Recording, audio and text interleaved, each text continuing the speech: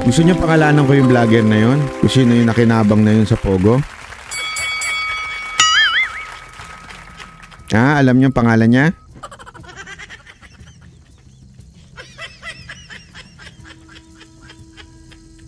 Gusto niyo? Sabihin niyo muna, pilitin niyo ako. Pilitin niyo ako na sabihin ko, pangalanan ko yung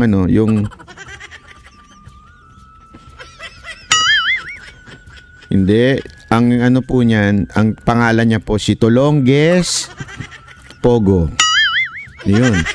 Ang pangalan po niyan si Tolonges Pogo. Manila! Diba? God first. Hindi kasi merong subdivision dito sa multinational. Ano tawag dito? Parang napupuno na daw ng mga Chinese. Tapos, meron pang mga lugar doon na bagong construction na puro parang puro Pogo. Parang ganun ang itsura. Sa loob ng subdivision to, ha? Sabi ko nga, ang lupit naman ito. Ang lupit naman ng nangyayari dito sa lugar natin. Kaya lang, iniisip ko lang ito lang, konting isip lang naman.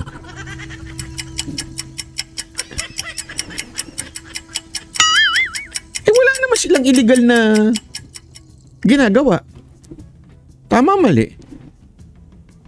Yun kasi ang problema dito eh. All we have is daldal. Yung mga politiko natin na pretending to be galit na galit sa Pogo, puro lang naman yan daldal eh. Bakit? Gawin yung illegal yung Pogo. Hindi yung puro kayo daldal. Gusto ninyo ganito, gusto ninyo may mga Chinese. Bakit? Bawal ba ang Chinese? Illegal ba ang Chinese? Hindi, ako nagtataka lang Diniklara na po ba nating illegal ang mga Chinese? Iyon katanungan lang naman po. Illegal na po ba sila ngayon? Kasi kung illegal na po sila, sabihin nyo lang para hindi tayo magkatakahan dito, di ba? Problema, hindi naman ata sila illegal. Kasi kung sabihin nyo lang kung ayaw natin sa kanila. Na magkaalaman, hindi ba? Yun lang naman po sa akin, na magkaalaman. Baka naman kasi nalilito yung mga mga ibang mga turista sa Pilipinas di ba? Ideklara nyo na lang kung illegal ang mga Chinese. Kung illegal sila, di tapos na usapan. Illegal pala Kaya lang kasi, parang ganun ang nangyayari kung sinasabi ninyo, hindi naman banat bay. Ikaw naman, masyado ka naman. Ang illegal dyan, yung Pogo. Kailan pa naging illegal ang Pogo? Hindi naman illegal ang Pogo yun na nga baka sabihin nyo, for Pogo ako. Hindi. Kaya nga ito yung sinasabi ko sa inyong kaplastika ng mga senador at ng mga congressman at ng mga government official. Galit na galit kayo pero ayaw nyo namang ideklarang illegal ang Pogo. Di ba? Ideklara nyo yung illegal ang Pogo nang tapos na usapan. Ang dami yung sat-sat. Di ba? Nakakarindi na yung kaliwat kanan. May mga Chinese dito, may mga tayo puro Chinese na. Sa Pasay. Umapaw na nga sila sa Pasay. Nasa BGC na sila. Nasa Makati na sila. Nasa Mandaluyong na sila. Umapaw na sila. Kahit nga Quezon City, meron na rin Meron na rin sa Las Piñas. Punong-puno na Kaya lang, wala tayong gagawin kung hindi punahin na lang sila ng punahin. Asan ang mga yagballs natin? Hindi ako, nagtataka lang ako Di ba? Nagtataka lang ako. Habang itong Chinese nagdedeklara na, wag kayong mangingisda dito kasi huhulihin namin kayo.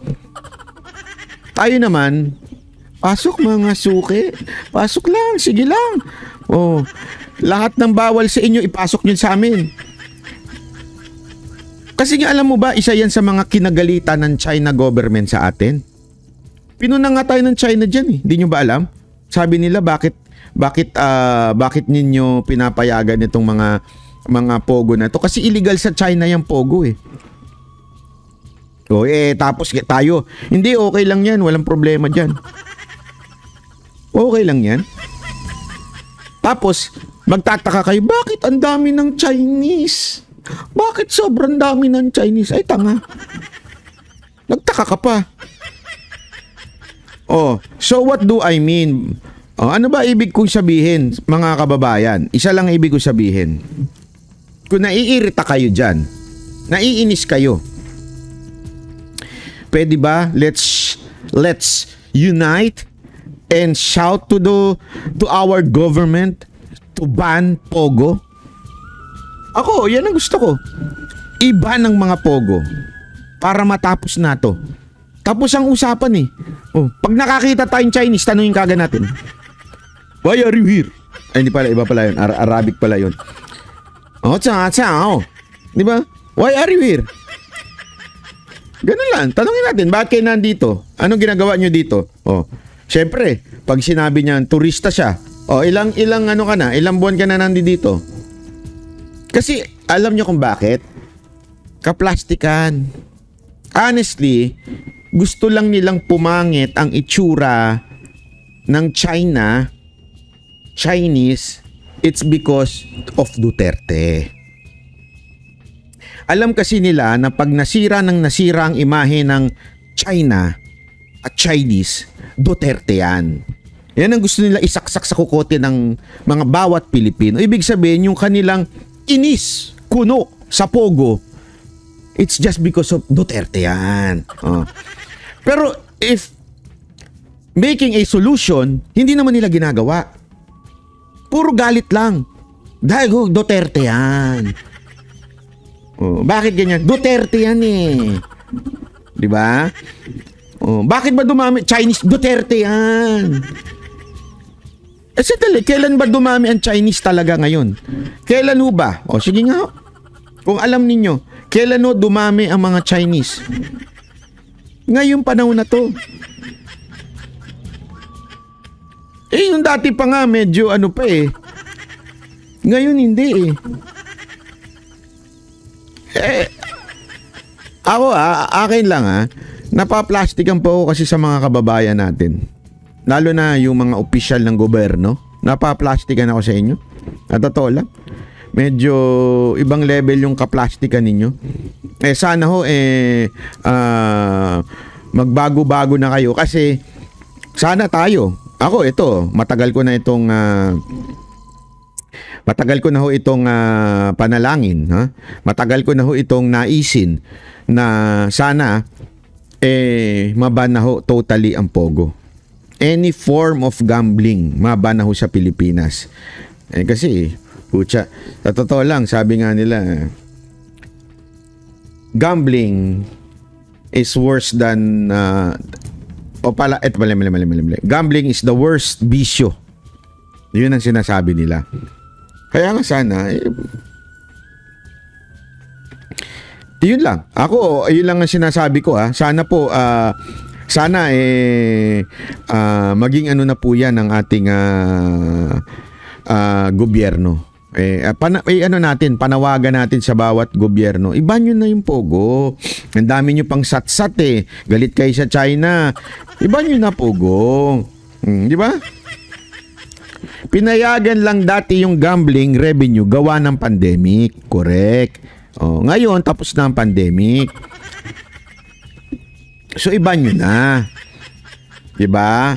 Paano ba, Natbay? Paano kami kukuha ng magnanakaw sa gobyerno kung wala ng tax na nanggagaling sa pogo? Oo nga naman. Tama nga naman.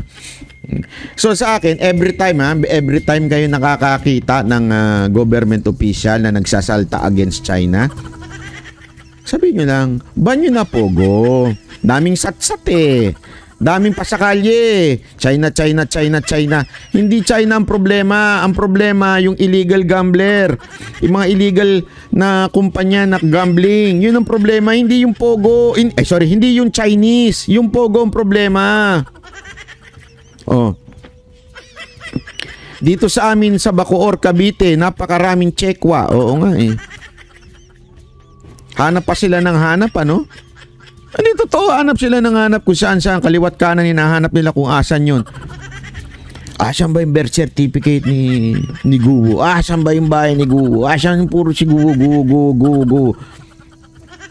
Oh, hindi, ano yan? Spy yan, spy. O, paano na, ano? O, sige, agree na kami, ha? Agree na kami, spy si Gugu. Paano siya nakapag-spy? Di ba, true Pogo? O, di ba nyo na Pogo?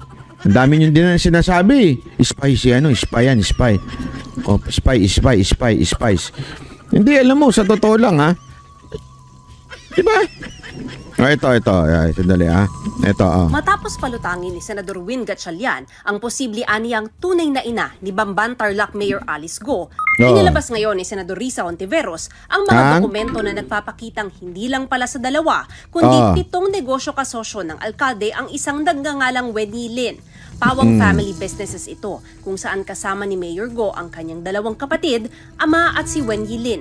Kaya tanong ni Hontiveros, magkakamag-anak ba silang lahat? Sa SEC document ng QJJ Group of Companies ng Pamilya Go, makikitang sa iisang bahay lang din ang address ng Pamilya Go at ni Wenny Lahat yan spy. Lin. May source pa raw ang senadorang nagsabi na Winnie ang tawag. Di, alam mo ang tawag dyan? Awareness. Para maging aware ang tao. Kasi alam mo, ganito ha. May mga pag-aaral yan eh. May mga pag-aaral yan. Ano ba ang way para manalo? Kunwari sa susunod na eleksyon, ano way? So pag-aaralan yan. Tapos itong mga senador na ito, pag nalaman na nila yung ano yung sentimento ng tao through the survey, diyan sila didiin. Siguro naisip nito ni Hontiveros, maganda ito kasi maraming nagagalit kay Guo, maraming hindi naano kay Guo, so sakyan natin tong issue na to para ako ang bida. Bida-bida na naman ako. Di ba? Ganun. So, kitang-kita nyo naman. Kasi, eto ako I encourage them. Kung talagang napakarami nyo ng ebidensya, sampahan nyo na ng kaso, ang dami nyo na palang ebidensya. Ano pang inaantay natin? Hindi, if there is a problem, why don't you just bring it to the court? Number 1. Second, ba't hindi kayong gumawa ng batas na matinding parusa sa mga tiwali sa gobyerno na mga naglalabas ng mga peke at nagpapalusot ng mga pekeng dokumento. Di ba? Alam mo, ang daming ganyan eh. Ang daming yung pekeng dokumento na madaling kunin sa gobyerno eh. Nababayaran birth certificate, nababayaran passport, lahat po nababayaran. O kaya nga hindi makabiyahe ito si ano eh. Si Jay Guevara, pati yung lisensya niya, JAPEX eh. Di ba? Bakit hindi gumawa kayo ng batas, di ba? Gumawa kayo ng batas na parusang panghabang buhay na kulong. Doon sa mga maggagawa ng mga peke o nagpalusot ng pekeng dokumento. Di ba? Hindi kasi una-una, hindi lang kasalanan ni Mayor Guo kung sakasakaling siya yung kumuha ng peke, gumawa ng peke. Okay, kasalanan niya yun. Pero more than that, yung mga government official na naggagawa at nagpapalusot ng mga peking dokumento. Naku, walang matitira niyan, sabi. Hindi kasi ito nakakatawa sa gobyerno natin eh. Nakakatawa sa gobyerno. Hindi ko talaga maintindihan. Ang daming peke. May mga peking hagad pa nga. May mga peking pulis. MMDA na naging pulis. Retired army naging pulis. Alam mo yun, lahat peke. Peke. Di ba?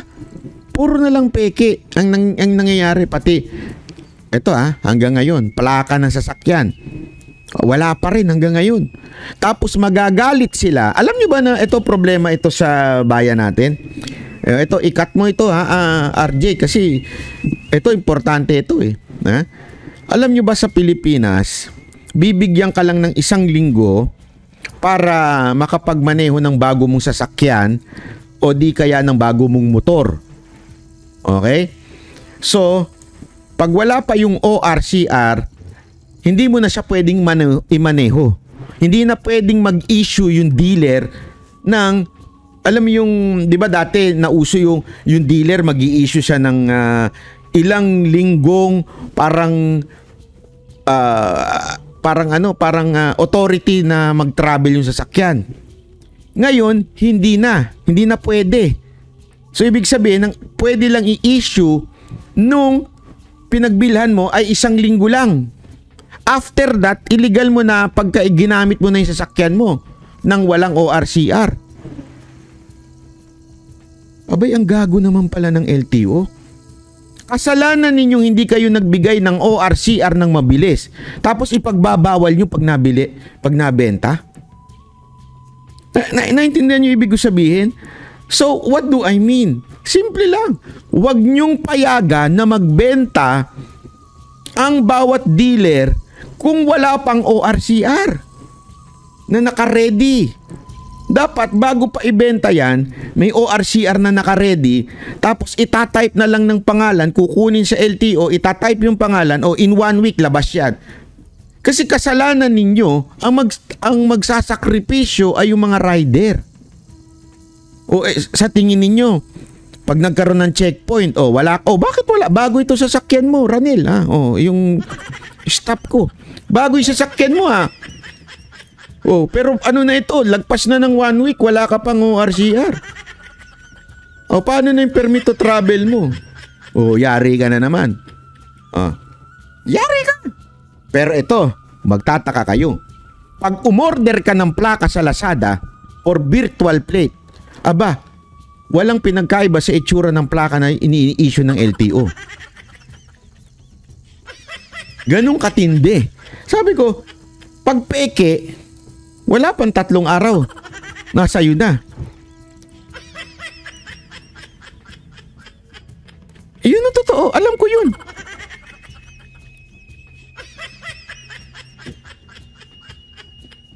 Boss, normally mayroon OR. Hindi normally.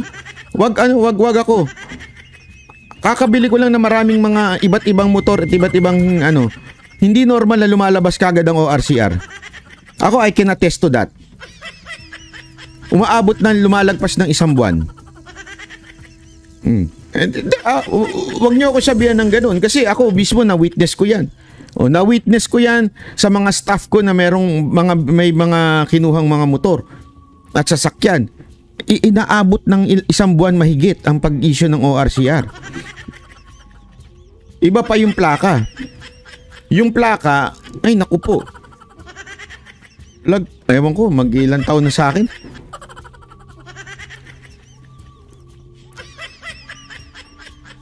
Hindi yun nga nakakainis dito eh. Pero, pag peke, ganun lang. Pag peke, wala pang 3 araw, 1 linggo, tapos usapan. Doon nga nakakapagtaka eh. Pag peke, ang bilis. So anong kinaugnayan nito dito sa pagdinig ni Senator Ontiveros? Ontiveros, hindi ang focus mo, galit na galit ka kay Mayor Guo eh. Parang insecure na insecure ka ata kay Mayor Guo. Dapat ang focus mo, dapat ay paano nakakalusot sa PSA, sa DFA, yung passport, paano nakakalusot ng ganong kabilis at makakuha yung pinagbibintangan mong Chinese citizen. Kasi sa totoo lang, pag balibaligtarin mo istorya, hindi ito tatayo sa korte kay Mayor Guo. Bakit? May birth certificates eh. Hindi naman peke. Meron din siyang, may mali-mali, pero peke, hindi. Passport siya, hindi rin naman peke. Pero may mali-mali, pwede. Pero ang problema, meron siya eh. Sabihin totoo. Legit yung hawak niya. Ay, sisisihin mo siya.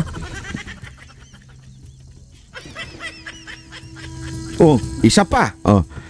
Ito pa, yung sinasabi nilang, bakit naging mayor yan? Aba, bakit hindi nyo gumawa ng batas na nagre-require ng birth certificate sa pagkandidato? Hindi, isipin nyo ito mabuti ha.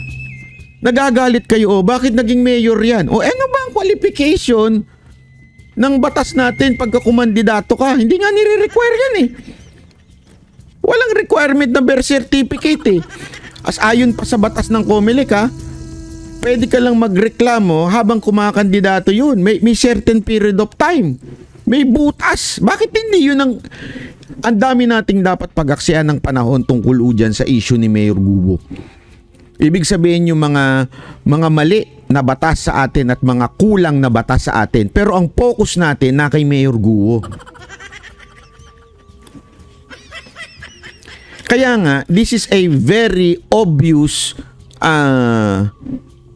sa tingin ko ha, may punto sila doon sa sinasabi nila kay Mayor Guo. May punto.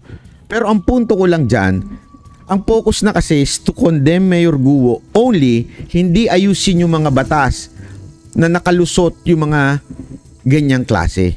Dapat yun ang focus eh. Senate is not to condemn the person. Sa korte yan. So, sampahan nyo ng kaso. Ang Senate, kaya nandyan yan, ang job description yan, ayusin ang mga batas o di kaya amendahan ng mga batas o gumawa ng batas para sa proteksyon ng bawat Pilipino. Yun dapat ang inaayos ninyo. Hindi ang focus yung tao. Dapat ang pinupunan ninyo dito yung mga government institution na pumapalpak. Government institution na sumasabit at nagpapalabas ng kung ano-ano nang hindi man lang nila inaayos. Yun dapat. Ang problema hindi in aid of legislation na nangyayari dito kay Ontiveros. In aid of insecurity.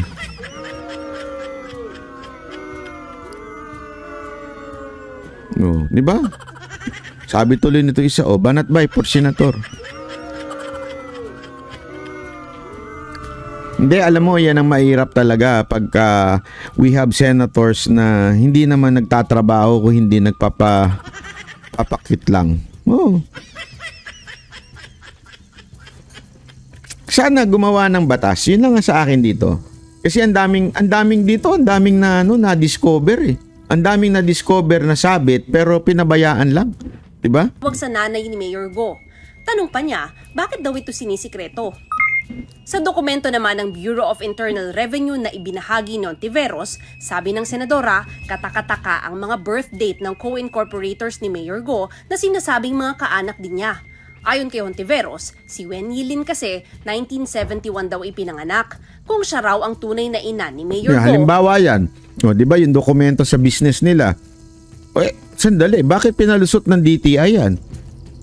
O bakit pinalusot na kung anumang ahensya ng gobyerno nakakasakop dyan?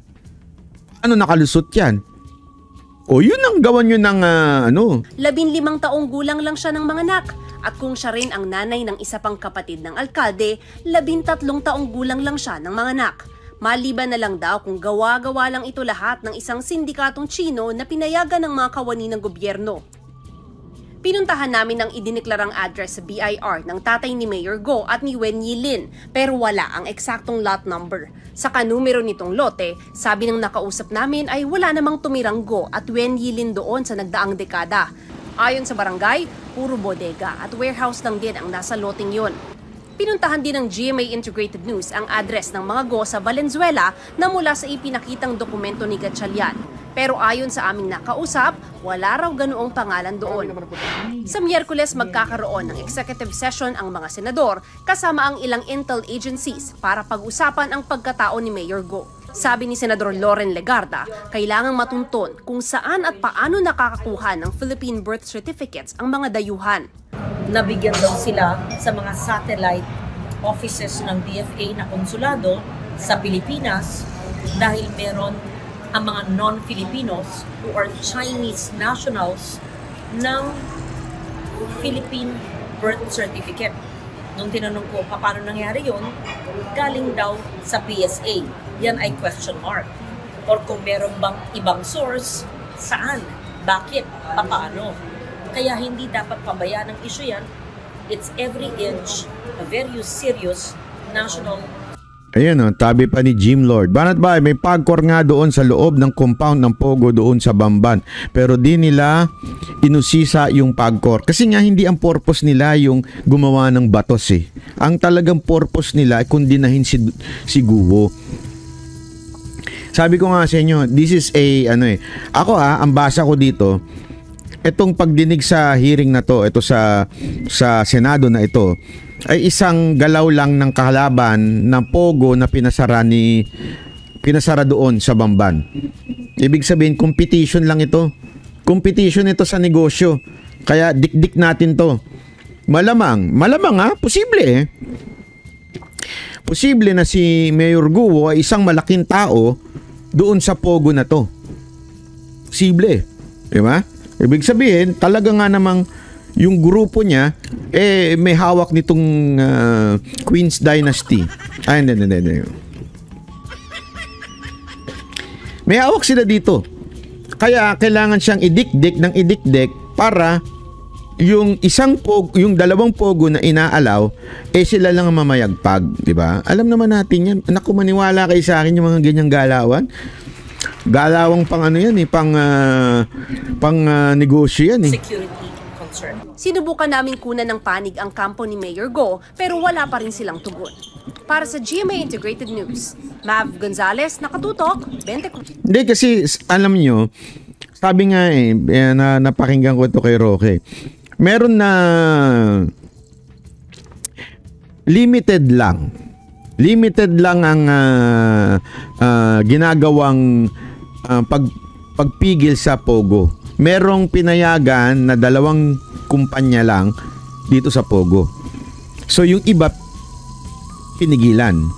So yun yung naiisip ko na baka naman dahil malaking tao lang etong si Mayor Guo doon sa isang kumpanya kaya siya ginigipit. 'Di ba? Parang ngayon sabi nga ni Marilu, same lang yan kay Tebes. Namamayagpag sa Negros yung kanilang mga negosyo doon. Kasi ang nangyari pala doon, ang kwento sa akin ng mga tao doon sa Negros. 'Di ba? Sa Sabong si Tebes. Yung mga legal gambling doon, sabihin yung mga under ng Pagcor, na kay Tebes pala. Sabi sa akin. Tapos mga legal to mga under Pagcor to. Lahat ng mga legal doon sa kanila. Nagalit yung kalaban. Bata nung kalaban ngayon, etong administrasyon ngayon. So, sinulsulan, sinabihan, sayang to, atin to eh. Bakit natin pinapayagan to si Tebes? O si Tebes, di ka sinuportahan yan. Iba sinuportahan yan. O, magtanim tayo ng kaliwat ka ng bigas dyan. O. Taniman natin yan. So, tinaniman na kung ano-ano si Tebes, gumawa ng eksena, tapos, eto, ngayon, lahat daw ng mga gambling doon sa lugar nila, nahusa kanila yun. Sa kalaban na ni Tebes ngayon.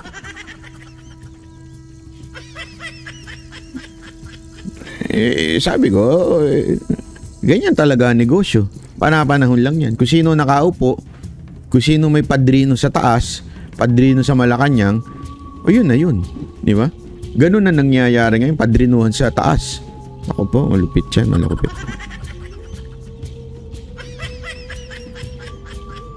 Nako. Kaya nga tayo dito observe tayo. Delicates to. Delicates yung mga ganitong galawan.